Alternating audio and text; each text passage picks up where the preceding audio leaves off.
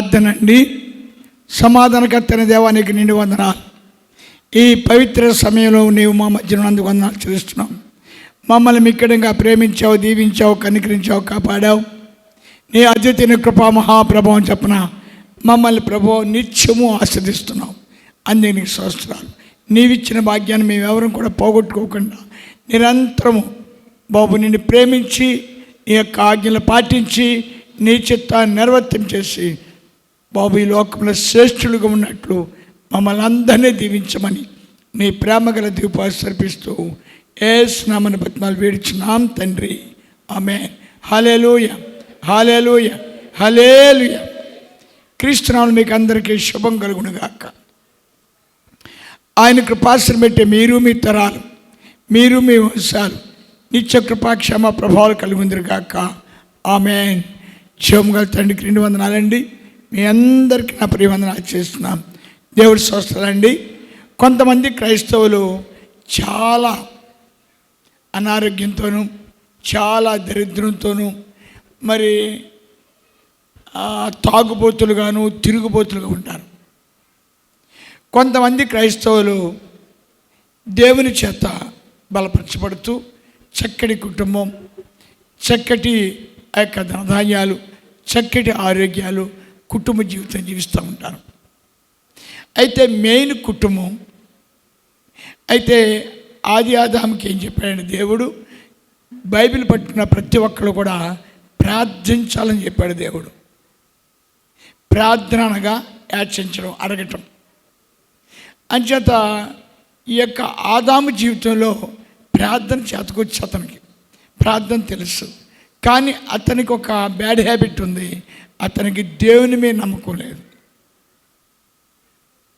నేను ప్రార్థిస్తే ఇలా ఉంటాను అనే ఆశయం అతను లేదు. అందుకే ఆదాము యొక్క జీవితంలో సమస్తమును ఓడిపోయి కుటుంబాన్ని పాడు చేసుకున్నాడు, తన జీవితాన్ని పాడు చేసుకున్నాడు. తన మూలంగా భూమి శపించబడింది, తన మూలంగా దేవునికి ఉగ్రత వచ్చింది. లాస్ట్కి వెండర పెట్టుకున్న పాతానికి వెళ్ళిపోయాడు. దానికి కారణం ఏంటంటే ఆదాము దేవుణ్ణి నన్ను పరిశుద్ధపరచు, నన్ను పవిత్రపరచు, నన్ను నీతిమంతుడిగా జీవించేయి, నన్ను యథార్థవంతుడిగా జీవించేయి, నాయన ఈ లోకాన్ని నమ్మి నేను మోసపోకున్నట్లు, నిన్ను ప్రేమించి నీ కాజ్ఞలు పాటించినట్లు నన్ను సిద్ధపరచు ప్రభు అని ఆదాము ప్రార్థన చేయకపోవటం. అలాగ మీలో ఎవరు ప్రార్థన చేయకపోయినా మీరందరూ కూడా అనారోగ్యస్తులుగాను, మీరందరూ కూడా దరిద్రులుగాను, మీరందరూ కూడా దుఃఖక్రాంతులుగా ఉంటారు. మీలో ఎవరైనా మేము దేవుణ్ణి నమ్ముకున్న తర్వాత అభివృద్ధి పొందట్లేదు, మేము దేవుణ్ణి నమ్ముకున్న తర్వాత ఆస్వాదించబట్టలేదు, మేము దేవుణ్ణి నమ్ముకున్న తర్వాత అని చెప్తే ప్రార్థనా శక్తి. దేవుడే చెప్పండి, ప్రార్థనలో శక్తి ఉన్నది. అందుకే దేవుడు కూడా నరుడుగా పుట్టినప్పుడు ఆయన విస్తారమైన ప్రార్థన చేస్తూ వచ్చాడు. ఆయన ఉపవాస ప్రార్థన, రకరకాల ప్రార్థనలు చేస్తూ వచ్చాడు. ప్రార్థనలో శక్తి ఉంది. ప్రార్థనలో ఏముంటుందండి, మరి పాపాన్ని జయించే శక్తి కూడా ప్రార్థనలో ఉడతట. రోగాన్ని జయించే శక్తి కూడా ప్రార్థనలో ఉడతట. అంచా దేవుడు ఏం చేశాడంటే తన పిల్లలైన వాళ్ళకి ప్రేమించి ప్రార్థన ఇచ్చాడు. అయితే ఈ బైబిల్ మనం ఇంకొక ఆయన చూసినప్పుడు ఆయన పేరు అబ్రహాం గారు. అబ్రహాం గారు విగ్రహార్థుడిగా ఉండేవాడు. ఏదో తనకు చేతకొచ్చి వృత్తి చేసుకుంటూ ఉండేవాడు. అలా జీవిస్తూ ఉండగా మరి ఆయనకి దేవుని దగ్గర రావటం, దేవుడి దగ్గరికి వచ్చిన తర్వాత ఆయన చిన్న గుడారం కట్టుకుని, ఎక్కడ ఏ ఆస్తి ఆయనకి అంతస్తులు లేవు, ఏమీ లేవు, దరిద్రుగా ఉన్నాడు. చిన్న గుడారం వేసుకుని అక్కడ మందసం కట్టి ప్రార్థన చేయడం ప్రారంభించాడు. అప్పటిదాకా మరి వ్రతాలు చేశాడు, అప్పటిదాకా విగ్రహం చేశాడు. ఇప్పుడు మనం 8వ అధ్యాయం చూసినప్పుడు ఆయన యెహోవాకు ప్రార్థన చేస్తున్నాడు. ఎక్కడ అని చూసినప్పుడు ఎడారిలో. ఏమని ప్రార్థన చేస్తున్నాడు అనేది మనకు ప్రాముఖ్య విషయం. ఆశీర్వాదానికి మూల కారణం, దేవుడు దీవించాలంటే మనిషి ఏమై ఉండాలి, నీతిమంతుడై ఉండాలి. అంచేత మనం చాలా జాగ్రత్త చూసినప్పుడు మనం చాలామంది దేవుణ్ణి నమ్ముకుంటారు, ఎంతకాలం చూసినా వడ్డీలరు. ఇంకింతే అనుకుంటా life. No no no no no, అది మీ యొక్క అపరాధం, అది మీ యొక్క అల్ప విశ్వాసం. ఎంచేత మనం ఇలా ఉంటున్నాం? ఎందుకు మనం డెవలప్ అవ్వట్లేదు? దేవుణ్ణి నమ్ముకుని ఎందుకు ఆశ్రయించబట్టలేదు? దేవుణ్ణి నమ్ముకుని ఎందుకు వ్యభిచారం మానలేకపోతున్నాం? దేవుణ్ణి నమ్ముకుని ఎందుకు ఈ దరిద్రానికి బయటకు రాలేకపోతున్నాం? దేవుణ్ణి నమ్ముకుని ఈ రోగం నుంచి బయటకు రాలేకపోతున్నాం అనే ప్రశ్న మీరు ఎప్పుడూ వేసుకోలేదు. ఇంతే. ప్రార్థన అంటే అన్నగారు చెప్పారు, దేవుణ్ణి అడగట, నాయన నాకు జబ్బు, నీకు జబ్బు ఎందుకు వచ్చింది అనే దానికి ఇక్కడ ఆన్సర్ ఉంది. నీవు అపరాధం చేసినప్పుడు, నువ్వు పాపం చేసినప్పుడు, దేవునికి వ్యతిరేకంగా క్రియలు చేసినప్పుడు నీకు అనారోగ్యం. అంచేత 10 మంది కుష్ఠవ్యాధులు వచ్చినప్పుడు యేసు ప్రభువారు చెప్పారు, వాళ్ళు అన్నారయ్యా నన్ను ముట్టుకోవద్దని చెప్పినప్పుడు చెప్పాడు యేసు ప్రభువారు, మీరు అపరాధం చేశారు కాబట్టి మీ మందిరంలోకి వెళ్ళి, మీరు అపరాధం చేయటం వల్ల మీకు వ్యాధి వచ్చింది కాబట్టి మీ మందిరంలోకి వెళ్ళి మీరు ఏం చేయాలి? అపరాధాలు ఒప్పుకొని మీ యాజకుడి ఎదురుగుండా సాక్ష్యం చెప్పి మీరు కానుకలు చెల్లించాలి. అంచేత దావీదు గారు మరి బెత్షెబలో 6వ అధ్యాయం 6వ వచనం కూడా, నేను మూలుగుచు అలసి ఉన్నాను ప్రతి రాత్రి కన్నీరు విడిచుచు నా పరుపు తేలజేయుచున్నాను. దేవుడి స్తోత్రాలు. దావీదు గారు మీకు అందరికి తెలుసు, ఆయన గొర్రెల కాపరి, ఆయన మంచి ప్రార్థనాపరుడు, ఆయన గొప్ప గొర్రెలు కాసుకుంటూ ప్రార్థన చేసుకుంటూ ఉండేవాడు. అతని ప్రార్థన ఆలకించిన దేవుడు అతను రాజుగా దేవుడు దీవించాడు. 12 రాజ్యాలు ఇచ్చాడు, లేకపోతే బంగారం ఇచ్చాడు, చక్కటి పిల్లల్ని ఇచ్చాడు, చక్కటి భార్యలను ఇచ్చాడు. అన్నీ సమృద్ధిగా ఉన్నాయి. సమృద్ధిగా ఉండగా అతను పాపం చేశాడు. మీకు అందరూ బాగా తెలుసు.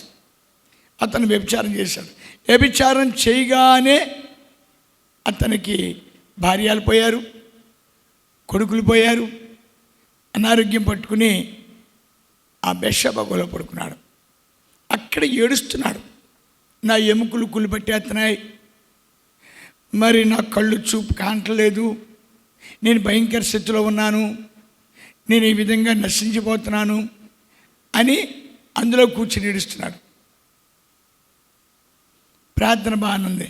వెంటనే ప్రార్థన ఆలకించిన దేవుడు నాతాను ప్రవక్త వచ్చాడు. ప్రార్థన చేస్తున్నాడు దావీదు, ప్రార్థనకు జవాబు చెప్పాడు దేవుడు. నాతాను ప్రవక్త వచ్చాడు.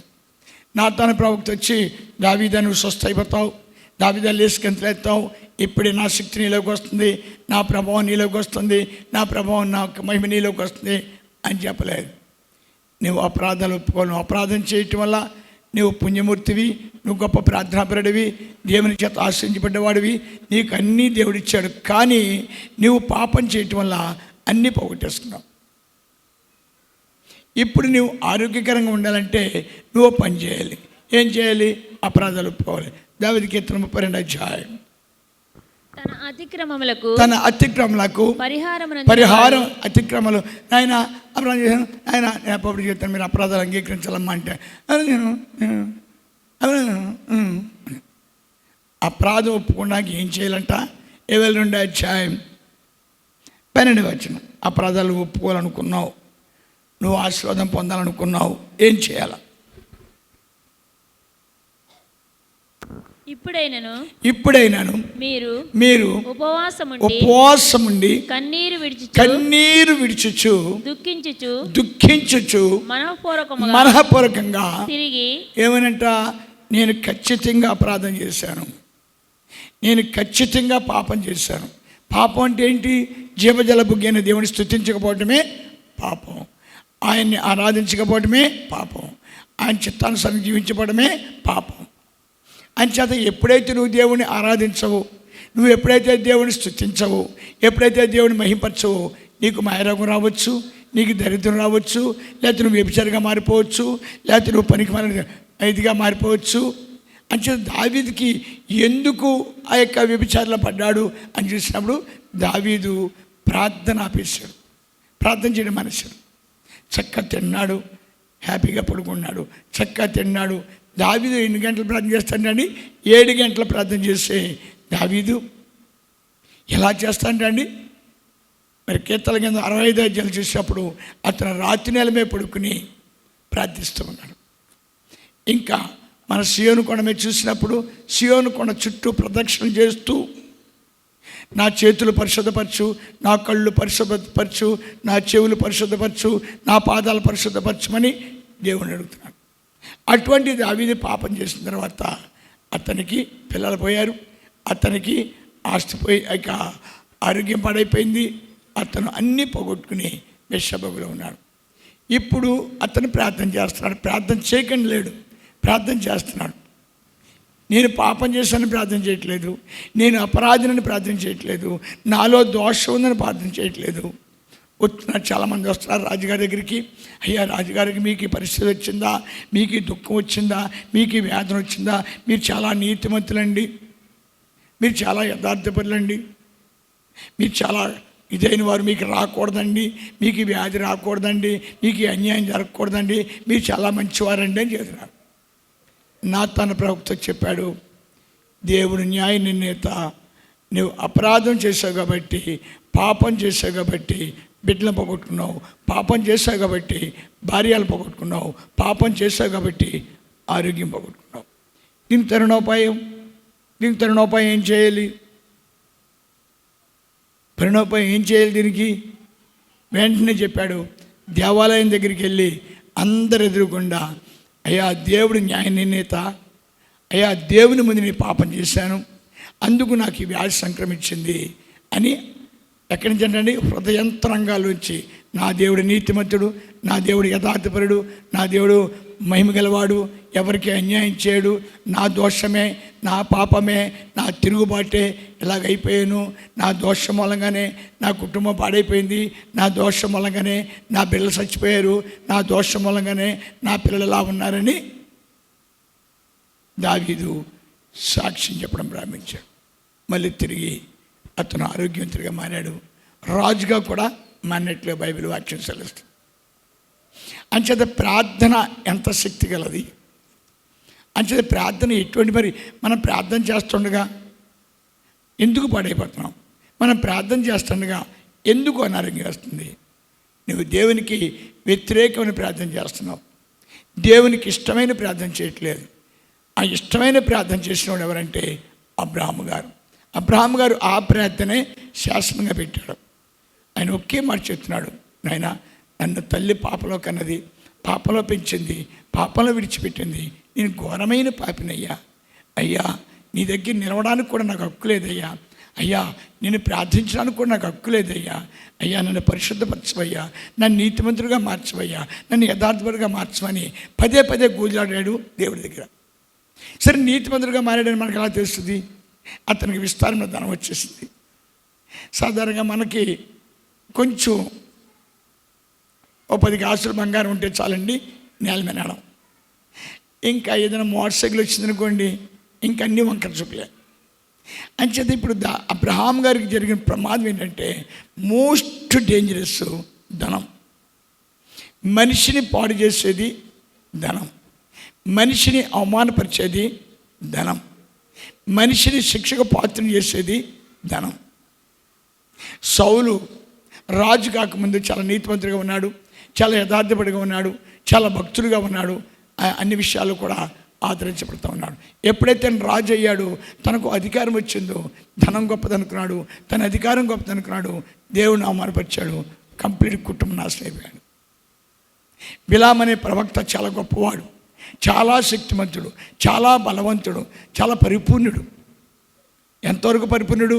24:16 చూడమ్మా, సంఖ్యాకాండం.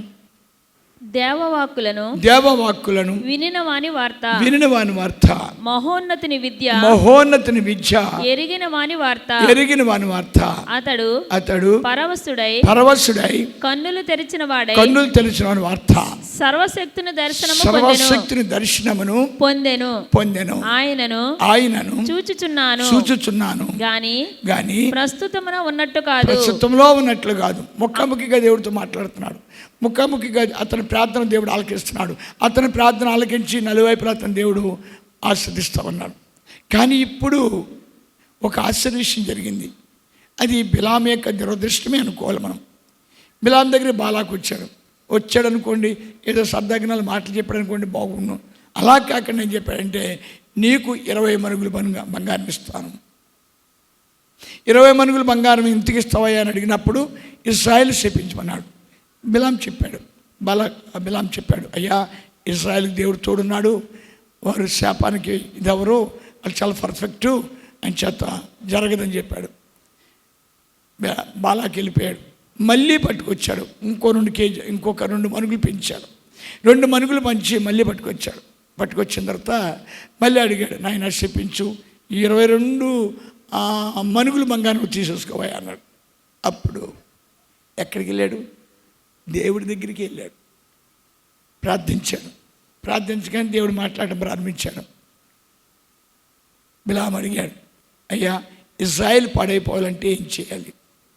ట్రై పాడైపోవాలని నేను అన్నాను, అవ్వట్లేదు. వాళ్ళు నాశనం అయిపోవాలని అన్నాను, అవ్వట్లేదు. అసలు ఇజ్రాయెల్ యొక్క బలం ఎక్కడుంది? ఇజ్రాయెలు దేవుడి బిడ్డలు విగ్రహారాధన ఏది చేసినా నశించిపోతారని చెప్పాడు. అదే ఉపాయాన్ని బాలాకు చెప్పాడు. వాడు నైవేద్యం పెట్టాడు, తిన్నారు, చచ్చిపోయారు. వెంటనే దేవుని యొక్క ఉగ్రత బిలాము మీదకి వచ్చింది. దుర్మార్గుడా, నా మందను కాపలా కావలసిన వాడు, నా మంద గురించి నిత్యం ప్రార్థన చేయవలసిన వాడు, నీవు నా మంద నశించడం చేశావు కాబట్టి నీవు నీ కుటుంబము నాశనం అయిపోదురుగాక. ఈ ధనము ఎంత ప్రమాదం! ఇజ్రాయెల్ అన్ని విధాలు ఆశ్రయించాడు దేవుడు. ఇజ్రాయెలు ఐగుప్తు దేశంలో రాజ్యాలు ఇచ్చాడు, ఐగుప్తు రాజ్యంలో ధనధాన్యాలు ఇచ్చాడు, ఐగుప్తు రాజ్యంలో గొప్పలు చేశాడు. కానీ ఇజ్రాయెల్ ఇప్పుడు ఏం చేశారు అని చేసినప్పుడు వాళ్ళు లోకంలోకి వెళ్ళిపోయారు. లోకంలోకి వెళ్ళిపోయిన తర్వాత ఏమైనా వాళ్ళు 430 సంవత్సరాలు